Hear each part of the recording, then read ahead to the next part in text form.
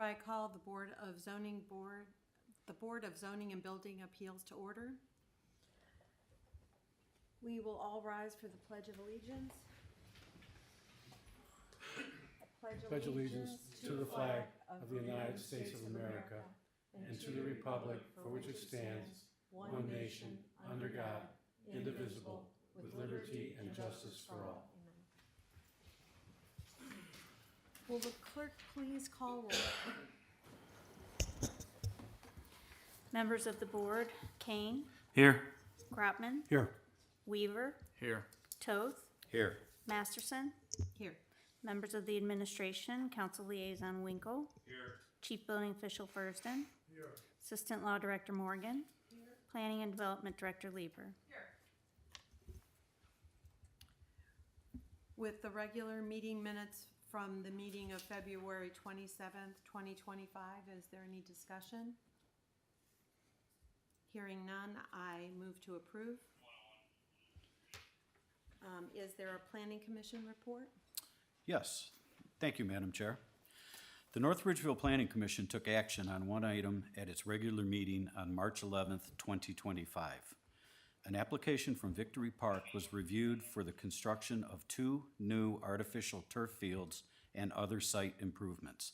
The application was conditionally recommended for approval by a 3-0 vote, contingent upon the applicant satisfying identified engineering and safety requirements. The applicant is also required to submit a separate application for anticipated lighting improvements to their facility. Director Lieber informed the Commission of one administrative approval and zoning certificate issued to Little Ranger Rumble, an indoor toddler playground, which will be located in a portion of the space formerly occupied by bullfrogs on Center Ridge Road. She also mentioned the work being done with respect to the zoning code update was moving along with portions of the update approaching draftable status. Finally, Director Lieber stated that the results of the Lear-Lorraine Roads traffic study and recommendations to improve traffic flow in that area will be the subject of a public meeting to be scheduled in late April or early May 2025. This concludes my report. Thank you very much. Are there any other reports or correspondence? Okay, hearing none, we'll move on to the public hearings.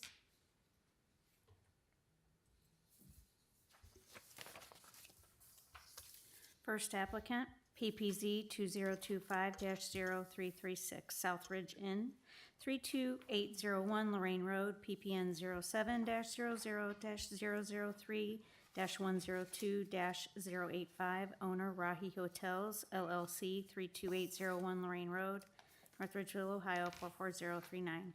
Proposal consists of signage. Property is Zone B4 Commercial Parkway District. Requests a variance for a pole sign. Code expressly prohibits pole signs, section 1286.05G. And secondly, a variance for excessive sign area and height of a ground sign. Code allows a maximum of 65 square feet at 8 feet high or 50 square feet at 10 feet high, section 1286.11C2. Note, applicant shows new sign area of 150 square feet plus existing changeable copy. Sign height not provided, but previous freeway-oriented signs could be up to 75 feet high. Okay, whoever's here to speak on behalf, I need you to come so that I can have you state your name and swear you in. Anybody that's going to speak on behalf needs to come up and do this. According to the way, thank you. I need you to state your name and your address. Aldo Dur, 5109 Clark Avenue. And you, sir? Sonny Patel, 32801 Lorraine Road. Okay. Do you swear or affirm that the statements you're about to make before the Zoning and Building Board of Appeals for the City of North Ridgeville are true as you shall answer unto God or under the penalties of the law of perjury? Yes. Okay, so we're going to have the staff introduce this case. Thank you, Madam Chair. By way of background, in 2024, the former Super 8 Motel on Lorraine Road was rebranded to the South Ridge Inn. Part of that rebranding process involved sign replacement The applicant was issued a notice of violation on January 1st for 2 signage items. The first was work without a permit. New signs were installed without having application made or permit issued by the city. And the second violation was that one of the signs is a prohibited sign type. The city no longer permits pole signs. So the applicant has gotten square on the wall signs, the building signs that were installed, but the subject of this particular case tonight is the non-conforming pole sign. The applicant had replaced the entire sign cabinet of the existing pole sign, and in doing so, the sign lost its legal non-conforming status. So the sign cabinet was not maintained or refaced, but completely removed and replaced. Therefore, the sign was considered structurally altered. And then once structurally altered, the sign must come into conformance with the current zoning code requirements. So just to point out, we had sent out an updated report to the board members. So what the clerk read this evening was not the latest and greatest. So the applicant, in filing their application, references a variance request, but due to the fact that pole signs are a prohibited sign type, they cannot make that request of the board. The board does not have authority to grant such a variance. The other option that they could particularly possibly seek is an appeal of a decision of an administrative official, which would, in this case, be the fact that the sign has become no longer a legal non-conforming sign, but an illegal sign. So we had rewritten the staff report to more reflect the appeal, given the fact that the variance is really off the table in terms of available options for the applicant. And therefore, also, the Duncan factors do not apply when you're considering appeals as they would if you're considering a variance. I'm sure our Assistant Law Director can shed some additional light on the differences. Madam Chair, the main difference is the way that the board is instructed to look at an appeal as opposed to a variance. A variance, you take into account the Duncan factors, what the land looks like, a variety of things. In an appeal, the only thing you're looking at, because this is a prohibited type sign, is whether or not they would need a permit to do it, and they can't get a permit because it's specifically prohibited. So whether or not the administrative official made a correct decision in not issuing a permit for the pole sign. Mr. Ferguson?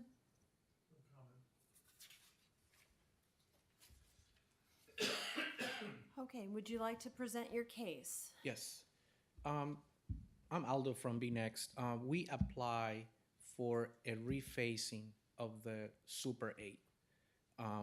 We got the permit for that, and then Super 8 approached to us. We have to remove the cabinet.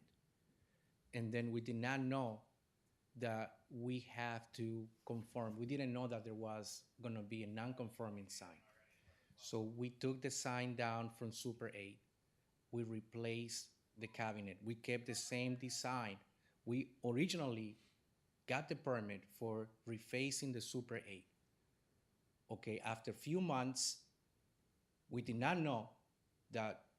If we would have known that, we would have talked to Super 8 and tried to keep the sign there the way it was. Now, if you guys notice, the height of the sign is not 75 feet to the top, is 16 feet plus 10 feet plus 15 feet from the Super 8. Now Okay, so wait a second, I have a question. So Super 8 made you take down the sign in the cabinet. correct, because And the city of North Ridgeville gave you permission to put up- reface. To reface. Okay, so now I have a question for Mr. Ferguson. Is that correct? Yes, they applied for a permit to reface both the building sign and the pole sign, which they did. And a permission was granted because all we needed was a drawing of what was going in the can. Okay. Then we discovered later on that the entire can was removed and this new can and sign was installed with no permit. Okay, so can you, Structurally altering the sign, as the director pointed out, and pole signs by the new ordinance that's been in effect for about a year and a half now, 2 years, are prohibited. okay, so they replaced the entire structure, except for the sticks, basically holding it up, for lack of, They replaced the sign cabinet. yeah, okay, thank you, go ahead. So after we got the permit, they sent us an email saying that we have to replace the shape of Super 8. That's their brand. We couldn't use that. So what we did is kept the same square footage, 15 by 10, and instead of going horizontally, vertically, we did horizontally. So now the sign is lower to the poles, the existing poles. We did not replace the pole. We did not touch anything else. We kept the same square footage. We did the same thing on the building. We got the permit for the building cabinet already. We approached right away to the city. We tried to comply. They said, no, that's non-conforming sign. Truthfully, we did not know. Because if I would have known from the get-go, I would have tried to contact them and maybe add something on top of the existing sign or make it square, put some sort of filler to make it and leave it there. Because what happened is, if you guys go to the next page, you guys can see from Route 8, well, that's existing signs. From Route 8 to the building, the way the building sits, driving, I would say, I'm trying to picture south or west, you cannot see the building. Driving the opposite way on Route 8, on Route 10, Route 10. you cannot see the building. So right now, you can explain more about your situation, people not finding you even because, can you explain more about? Yeah. So basically, obviously, we're a roadside business, and there's only 2 hotels in the area. The way we rely on business, because we're not branded because we're not a franchise anymore, is we expect, we really want our customers to see us or where we are. And the way we sit is we're kind of like really low, like we sit lower than the road. And the building is obviously a 2-story building, so not very many people can see, and especially at night, which is when a lot of our customers come look for us or find us online when they want the directions.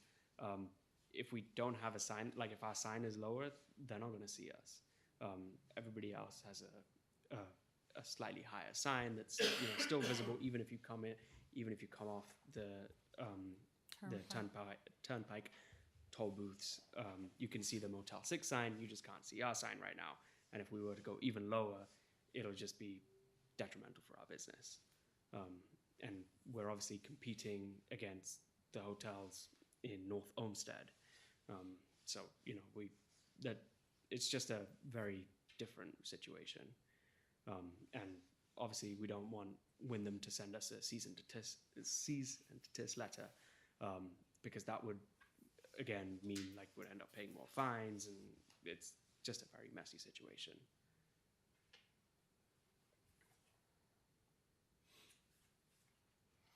Does anybody on the staff have any questions in regards to this application?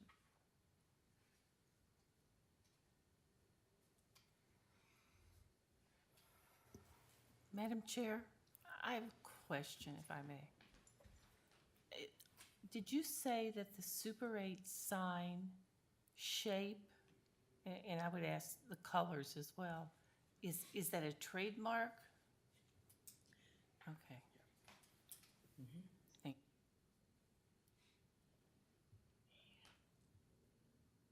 So I'm sorry, I'm not picking on Mr. Fursden and the building department. So I'm guessing that when you issued the sign permit, you assumed that they were just going to keep the same cabinet from the Super 8 and they were just gonna put in a new sign? That's correct. That's all they did initially. Okay. That Super 8 sign had the South Ridge logo in it originally when we approved it the first time. Because that's actually what I thought okay. I understand from the standpoint of, I've lived in North Ridgeville since I was 25, so it's been about 3 years. No, I'm only kidding. I've lived here for quite a long time. I'm familiar with where you're at. I'm familiar with the signs in that area.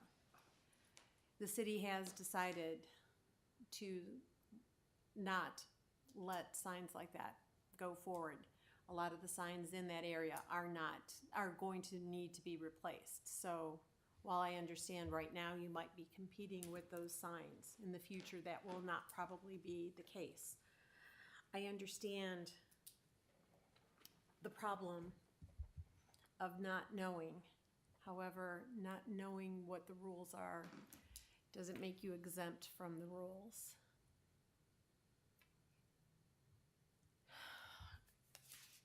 Like Assistant Law Director Morgan stated, this is kind of interesting because we're not taking into consideration the Duncan factors.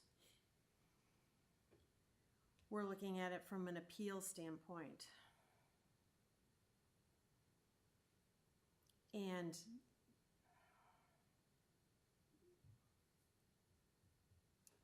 when you remove something and replace it in its entirety, that makes me feel very uncomfortable.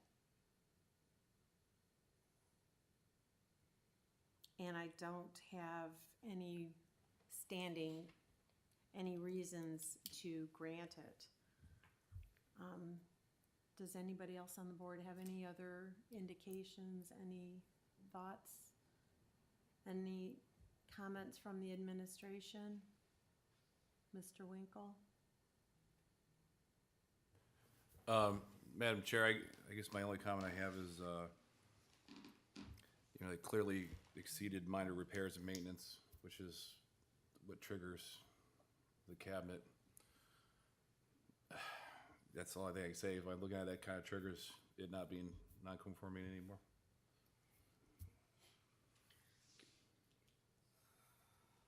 Do you guys have anything else? Yeah, I understand where what you guys are trying to say. It's an ordinance and it has been in place for a year and a half to 2 years. But for us as a small business, we are trying to move away from going the economy route. We are trying to scale up. And the situation, I'm sure, as you know, and it's not a it's not a surprise. A lot of these properties, what happens is, if they go downhill or if they don't have the right clientele, it can cause a lot of trouble. It can cause overdoses and all that kind of stuff, right? I'm not sure we haven't had to call the police. We haven't had any nuisance because we're trying to be stricter about that. We're trying to clean this property up. And it has been in distress and it has been a Super 8. I'm sure, as you know, other elected representatives in the city know and have come to the property and have spoken to me. And, from their perspective, it's like, what can we do to try and keep, the people that come to North Ridgeville, people that come and visit North Ridgeville, what can we do to try and keep that business within North Ridgeville rather than them going to North Olmsted? Because it's all those tax dollars, because it's 6%, right? The bed tax is 6% for North Ridgeville City. It's 3% for Elyria. And I think it's 3% for North Olmsted as well. So what can we do to try and keep that business within the city? What can we do to try and, basically try and keep the existing business that's there? Because if the sign doesn't happen, it's detrimental to the business, and those things are not going to work out. They don't really go very well hand in hand, unfortunately. And I understand that we've misstepped here by not understanding it. It doesn't exempt us from not knowing what the law is, but we just would like to request that we some sort of variance or some sort of middle ground so that we can actually keep the sign, because going down the Super 8 route, or like going down and keeping that same shape, is just trying to make the franchise mad. And that's just it's unnecessary attorney fees and all that kind of stuff that we just can't possibly go down the path of. It's just very difficult in this situation. And I'm more than happy to take any recommendations of what we can do, but I'm not sure. You've been in the city for such a long time. I'm sure you've noticed what we're trying to do. And I know it's only been a year since we've not had the franchise. It's since 5th of June that we ended that we stopped being a Super 8. So we are trying to move up, but unfortunately those things take time, and I'm not 100% sure what we can do to work out some sort of middle ground here. That's just how and again, like, I'm trying to make it better rather than make it worse, because we could fill it with people who would come and pay, weekly rates, and people who are going to overdose. I just don't want to go down that path. And I've seen a lot of that happen in a lot of other distressed properties, and we do not want to go down that path. So that's my appeal here. So, as far as the variance, we've been very clear, we can't change that. What our board's duties and responsibility are the sign, and what we can do is hear the merits of your appeal. Our city, our building department, and our law department always want to keep businesses in town. You've done a beautiful job maintaining it and bringing positive changes to your buildings. We, of course, don't want it to turn into anything other than that. I also don't think by us approving or disapproving the sign, it is not going to cause that to be in effect. Right. So if you have nothing further to say, I'll ask you to have a seat, and then we're going to have a vote. Okay. Is there anything that either one of you guys? Okay. Anybody else in the audience want to speak on behalf of this matter? Hearing none, I will take a motion. I move we deny the application. I second it. Will the clerk please take roll? Kane, Yes. Grotman, Yes. Weaver, Yes. Toth, Yes. Masterson. Yes. Motion carries unanimously. Sorry. No, that's fine. Okay. You don't have to stay.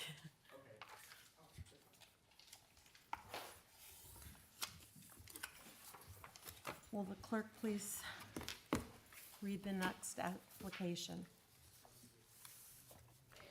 PPZ 2025-0339 Javier Feliciano, 5884 Rosebell Avenue, PPN 07-00-020-108-019. Proposal consists of a detached garage. Property is zoned RS2, General Residence District. Requests: 1, a 1-foot setback for setback of a detached garage from a side lot line. Applicant shows 4 feet, code requires 5 feet, section 1294.03A. And second, a 10-foot variance for setback of a detached garage from proposed porch. Applicant shows 0 feet, code requires 10 feet, section 1294.03A. Okay, Mr. Feliciano, would you like to come to the podium, state your name, address? My name is Javier Feliciano. Address is 5884 Roosevelt Avenue, North Ridgeville. Before I continue, I want to apologize for my behavior for last time. I could have came the next day, but I know you guys wasn't here the next day. I tried to come the next day. I apologize. Nobody's perfect. I got overwhelmed by not understanding. I'm not that type of guy. People that knows me knows that. Sir? But I'm here to apologize. We will not tolerate that again. I will never happen again. Do you swear or affirm that the statements you are about to make before the Zoning and Building Board of Appeals for the City of North Ridgeville are true as you shall answer unto God or under the penalties of the law of perjury? Yes. Administration. Thank you, Madam Chair. I think the board is pretty familiar with the background of this project, so I won't read my entire summary, but just as a reminder, the applicant has appeared before the BZBA on 3 previous occasions seeking variances to remedy a violation that they incurred in April of 2024 in relation to the construction of a garage addition. First in July of 2024, 2 variance requests that were denied. Later in December of 2024, the request was reduced to a single area variance, which was denied. And most recently, in February 2025, 1 variance for area of a detached garage where that area had been reduced from the previous request, which was also denied. The applicant has further amended their project, and the applicant is seeking a new approach. They're seeking to convert the original portion of that detached garage into a covered porch, and then to retain the addition constructed in 2024 that would be a garage that would be attached to that porch. So the front and rear walls of that original garage would be removed and support beams added. If the porch is no longer considered a garage, and also just as a side note, it could not be used as a carport or a carport, because that really is just another type of garage. The area of the recent addition would comply with the zoning code in terms of overall area. However, now the variance has become the setback from the side property line is one, and the second is that detached garages must be set back at least 10 feet from any other building located on any other structure located on the same lot. And because it would be attached to the covered porch, that would be the second variance. That is a synopsis of the request. Thank you. Mr. Ferguson? No comment. Ms. Morgan? Mr. Feliciano? Yes, I came up with this design, hoping that we can work something out with the design to be able to keep the new garage by taking the other one out and be able to make that a porch for my kids. So because there's not really a lot of trees around, just trying to have like at least an overhang for them to play, you know, like a picnic table. We'll put a picnic table there and stuff because my yard is not that big as it is.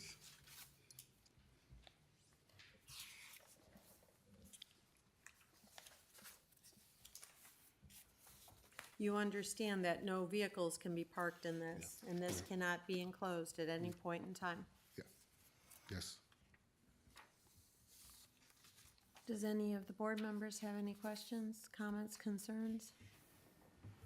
I had a question for the administration. Sure. Mr. Ferguson, I noticed in your report that you characterized the porch area of this drawing as a building.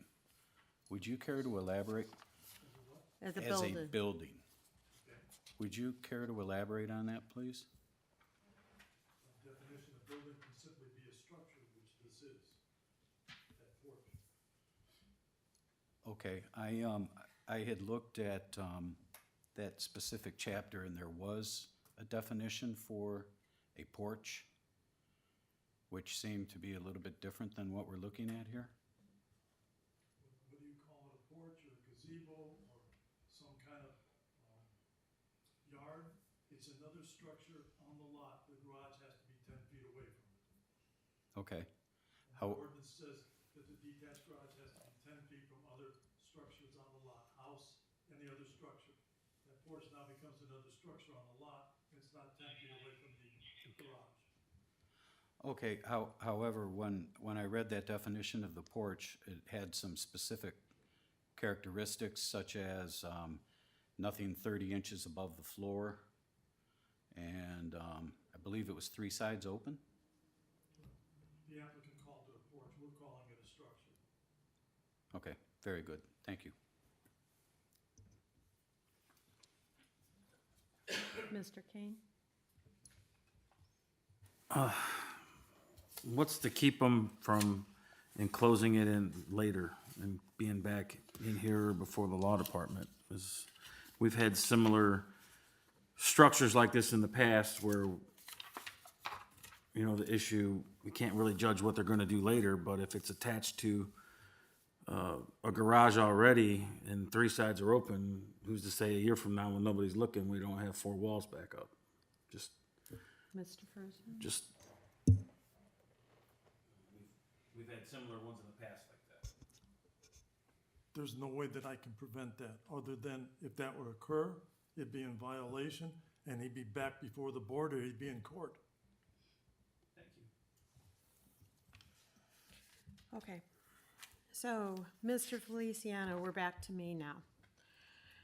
So, you're asking for some big asks again. So the 1 foot setback, that's a small one.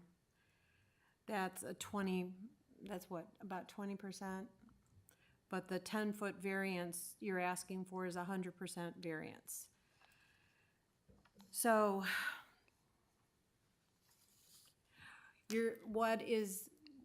why are you asking for such a large variance? What is the reason for it? I want to be able to have my kids have something to play, be away if it's raining or something like that. Because there's really no yard for them to play. So that'll be perfect. It will never be closed back in. I'm not that person. It'll always be a porch. Mr. Furston, if this structure was taken down and the garage that he built, would that meet the building code? Yes, that would be a legal size garage on that lot. All he would need would be the side yard setback variance if the existing old garage were removed, yes. Does he still need the setback? Yes, because it's only 4 foot off the property line. So that's, okay. So the practical difficulty still goes back to you built a garage with no permit. So I still have a huge problem with that. And the problem is because you built a garage without obtaining permits is not the fault of the city. So while you keep coming up with different solutions for the problem, I don't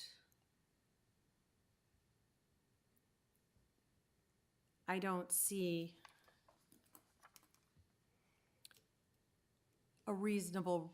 I don't understand why granting you a variance makes sense, because in reviewing the Duncan factors, can the property yield a reasonable return without the variance? Yes, it can. Is the variance substantial? Yes, it is. It's 100%. Will the essential character of the neighborhood be substantially altered, or will adjoining property suffer a substantial detriment? The lots in this neighborhood are fairly small and under an acre, and as you stated, you don't have a big yard and your children need a place to play.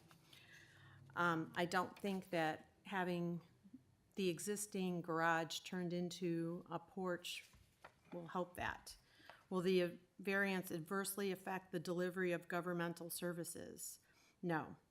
Did you purchase the property with the knowledge of the zoning restrictions? Yes.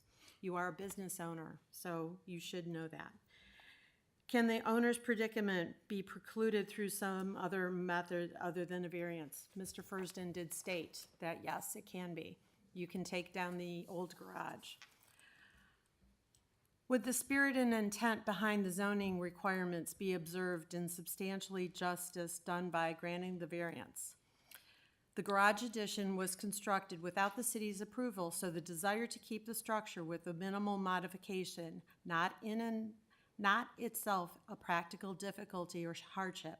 That said, the applicant has considered a new way to reduce the variance request by converting the original detached garage and reclassifying it as a covered porch. The openness of a covered porch may reduce the visual impact, but the lot coverage would be unchanged. The potential concern is that the porch is not a storage building and could not be used as such. However, enforcement could be problematic. Is there anything else that you can add to this? I figure to be able to keep the new building, I figure I'd tear down the old building, because what's happening is it's like, since they're attached, so like right on the wall, they got like holes where they put everything together. So I figure if I just leave one, the new one, and then we can take the old one and just make it, use it as a porch. So we keep the existing garage, the new one, and that will meet the square footage and stuff like that for North Ridgeville. Does the administration have any comments, concerns, anything to add? Does the board, I'm sorry. Yes, through the chair. Madam Law Director, just for clarification here, are we allowed to consider the physical presence of the structure on the lot in our deliberation, or are we to work specifically off the drawings? Explain to me what you're talking about. I'm not Are we- understanding. Are we allowed to consider that this building already exists in a non-compliant form while we debate a variance to allow it? Well, when you look at the variance and what he's asking for, he's sort of asking you to look at the building and make a determination. So you have to look at it, see its impact when you decide whether to do the 1 foot variance, whether you decide to do the 10-foot variance, because there's two different ones here. To that degree, you sort of have to look at it. But is it a factor, a negative or a positive factor in and of itself, just that it exists? Like I said, to the degree that it needs a variance, yes. Beyond that, I'm not sure exactly, what you're thinking, what kind of impact you're Because we anticipating. actually wouldn't be here, there wouldn't be a variance required if the building weren't built. And that he didn't get a permit is something certainly that you would consider. But just its existence, without attaching it to some other significant factor that we can consider, standing alone, probably not, if I'm understanding what you're asking me. Okay, thank you. Anybody else have any comments, questions, or concerns? Do you have anything else you'd like to add, Mr. Feliciano? Okay, then I'm going to ask you to have a seat while we take. Thank you. Thank you. Okay, nobody else has any other comments or concerns? I make a motion to decline. Second. Will the clerk please take roll? Madam Chair, can you indicate you're doing both or one or the other? Are you doing them separately or together? We can do them separately. Thank you. So, I'm gonna go with the same way. I decline the first one. Kane, Yes. Grotman, Yes. Weaver, Yes. Toth, Yes. Masterson. Yes. First variance, motion carries unanimously. For the second, I decline. Second. Kane, Yes. Grotman, Yes. Weaver, Yes. Toth, Yes. Masterson. Yes. Motion carries unanimously. Sorry, Mr. Feliciano. Is there any other business before the board? I adjourn